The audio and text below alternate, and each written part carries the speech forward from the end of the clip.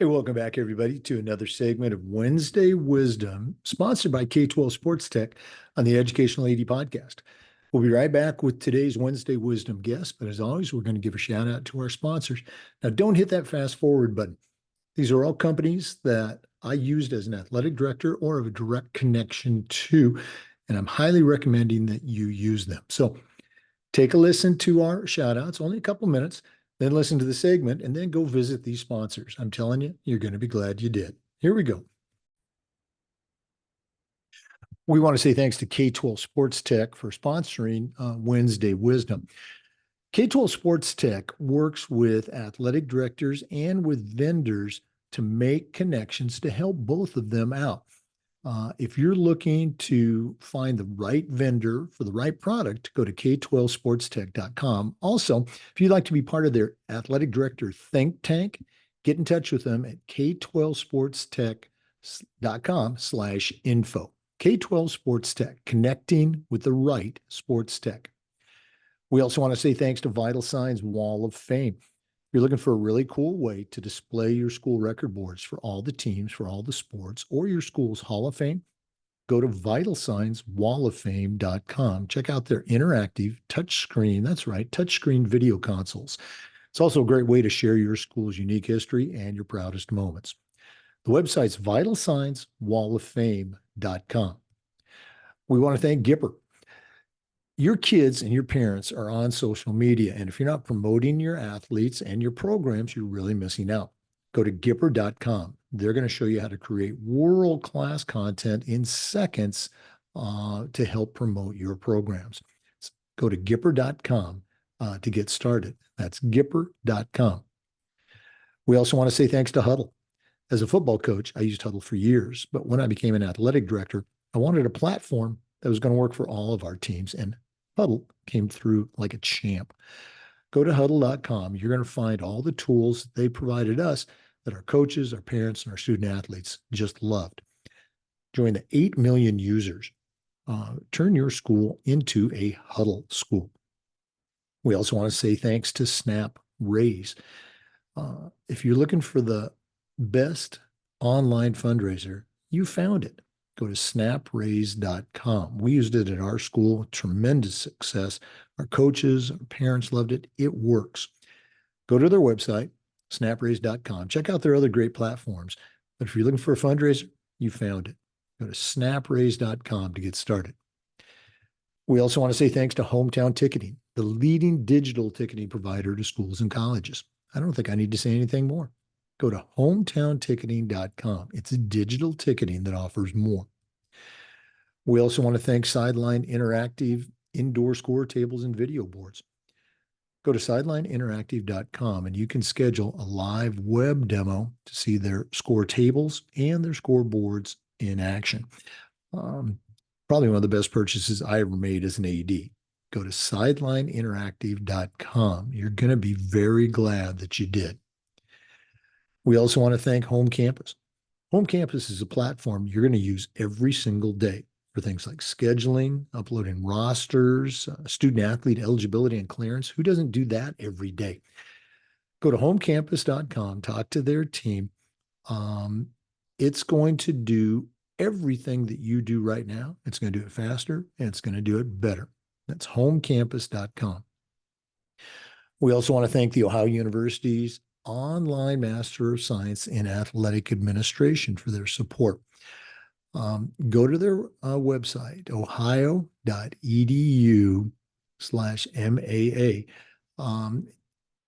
When you graduate from the Ohio University Master Program, you're not only going to end up with your master's degree, you're also going to have 11 NIAAA leadership courses to apply to your RIAA or your CAA.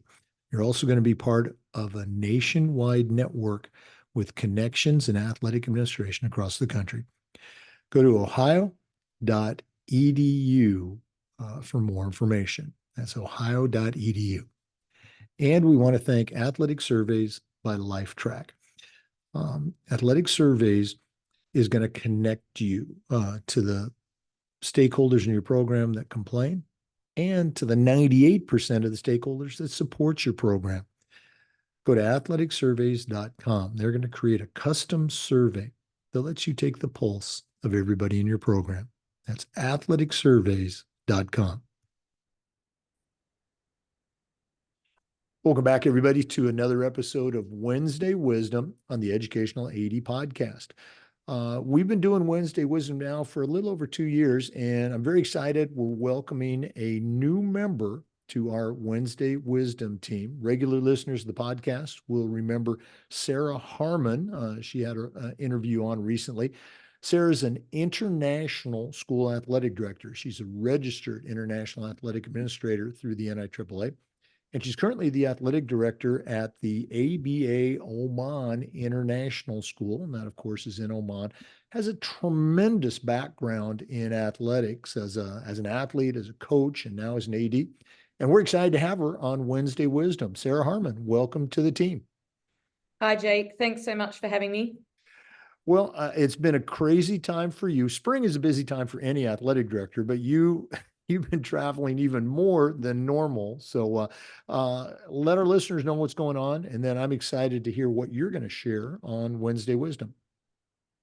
Yeah, sure. So yeah, definitely a busy time. I feel like I've been in and out of Oman quite a few times this month. We had our international tournament recently where our athletes traveled to Qatar, Abu Dhabi, and Dubai. And then I've actually just got back from a conference in Bangkok, the International Athletic Administrator and Coaches Conference, where there was about 100 ADs and international coaches meeting together. And yeah, I actually got to present there. And so I'd actually love to share a little bit about what I shared there and what I learned. No, absolutely. And you posted, on social media, with the conference, and you had pictures with, student athletes. So absolutely, what's going on, or what was going on at your conference? Yeah, so I decided to share a bit about what an AD needs to do and consider when your athletes travel internationally, and what you need to consider when you're bringing athletes into a country. So it's quite new for our league since COVID. All our athletes stay in hotels. And with that comes a lot of safeguarding issues that you need to manage as best you can, because there are members of the public sharing that hotel with your students. So it was interesting at the conference, a lot of people saying to me, I had no idea, and you don't know until you know. And now they know. They're like, I really need to put some policies in place around our hotel stays. So I have a very, very strong relationship with the manager of the hotel here in Oman, where all our athletes come in to stay, and I have very strict guidelines that they have to follow if they want our business. Just simple things like the minibars have to be emptied. We want our schools all on the same floor, not on 10 different floors, which, can you imagine in Dubai, you've got your team on 10 different floors going up and down when the key doesn't give you access to 10 floors. And like our students aren't allowed to share beds, and hotels give you a double bed for 2 kids to share. And that's not allowed in our policy. And, have you checked whether they've got interconnecting rooms where the kids can just jump into each other's rooms, or does it need a key to access those rooms? So, there's a lot of that sort of thing that our school in particular and our league has been focusing on lately after a few incidents in hotels. What are some of the things that you've done? And again, for new listeners, if you're not familiar, with international AEDs, I mean, they're not just traveling a 30-minute bus ride or a 3-hour bus ride. They're traveling internationally to other countries. Sarah, what are some things that you do with your student athletes to kind of prep them for what to expect? Yeah, so I have a compulsory parent and athlete and coach meeting a week before we travel, and go through what our league's guidelines are for hotel stays. Just put it straight out there, right? This is what you are and aren't allowed to do. Curfew is 10 p.m. Boys and girls are not allowed to be in each other's rooms. If you break curfew, you will be sent home. Like, we're very, very hard line. when, you know, we've got other people's children's lives that we're responsible for in a different foreign country, and we take it very, very seriously. And so we want the parents to hear as well with their children there how serious we do take it, and that everyone's aware of what they can and can't do to make sure that they stay safe. Now, do you have occasions where you have parents that are part of your traveling party, not maybe as coaches or as administrators, but just they're coming as parents. They want to watch their kid. Do you have to work with that? Absolutely. Yes. Pros and cons, obviously. Yeah, I was just coaching softball in Dubai, and I think we had 10 parents came and watched the girls play softball, and they were fantastic. But I also put in place, you cannot stay in the same hotel as us. You cannot be on the same flight as us, or if you are, you're not traveling with us as a team. You are very separate. We appreciate your support. If you do have to meet your child, it will be in the lobby with a coach or administrator in charge present. And so we actually have quite strict rules for our parents as well. Okay. Any, and again, you've done this for a number of years. You worked in a number of different countries, international countries. Any interesting stories to share that were, looking back, it was a lesson learned? Anything that you could share with our listeners? Lessons learned when traveling with students. Yes. In season 1 this year, I had a call from the host AD and said, I have serious concerns about the mental health of one of your players, and I actually think that she needs to be sent home. What I've put in place since then is, I wish I'd, in retrospect, had it in place, is I meet with the school counsellor. I share the travelling list with the school counsellor who has all the confidential information. And we sit down and we say, is there anything that I need to know about any of our athletes? Do you have any concerns? Is there anyone that you think shouldn't be travelling? Those sort of things. So that, because, they're not just going there to play sport. They're away from their families. They're in a different country. We need to look after their mental health as well as, their physical. Mm-hmm. Oh no, absolutely. And I think that's the thing that sticks out for me the most. Is, here in the States, we have those, as I alluded to, 1 hour bus rides or 3 hour bus rides, but you're back home in your own bed with your parents that same night. Sometimes it's late, but unless you're going to like a spring break tournament, which a lot of teams do that, they travel overnight. There's not a lot of international travel. So the stakes are just so much higher, not just in special events, but literally every time you take a team on the road.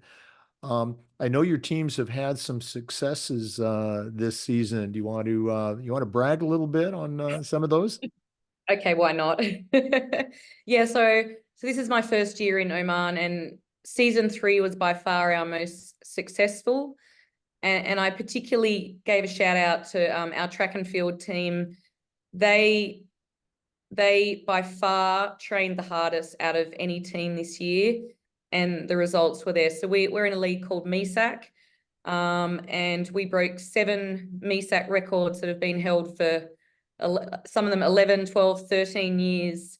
Not just broke them, they actually destroyed them. We broke the 100 twice in the heat and the final, the 200, the 800, the 1500, the 3000, and the boys 4x4. Oh, that's got to be exciting for those kids. Yeah, Now, yeah. was it a group that had been training for a couple of years and that these are going to be graduating students, or do you have some young ones that are coming back? No, there's young ones coming back. Only one senior broke in the 4x4, one grade 9 and one grade 10 that broke the majority of the records. And what the nice thing was, the grade 9, he got 3/4 places last year. It's not like he even won anything last year.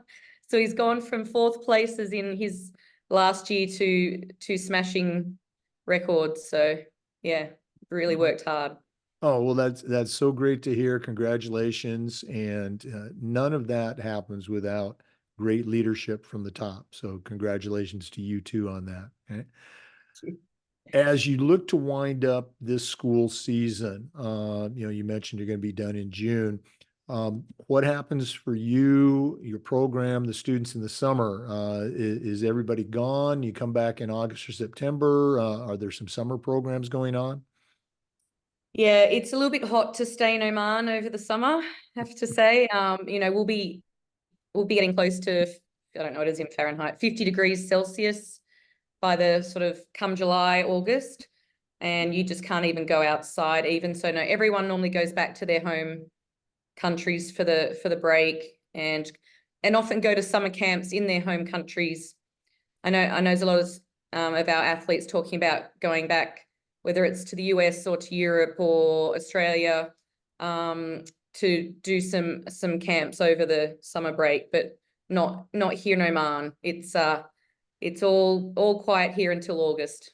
Okay. Wow. Well, I'm gonna have to put that on my bucket list. Or you can bring me over. I can do a program for your coaches sometimes. All right. Hey. For sure. Yeah, exactly. Sure. Yeah. Well, Sarah, always great to hang out with you.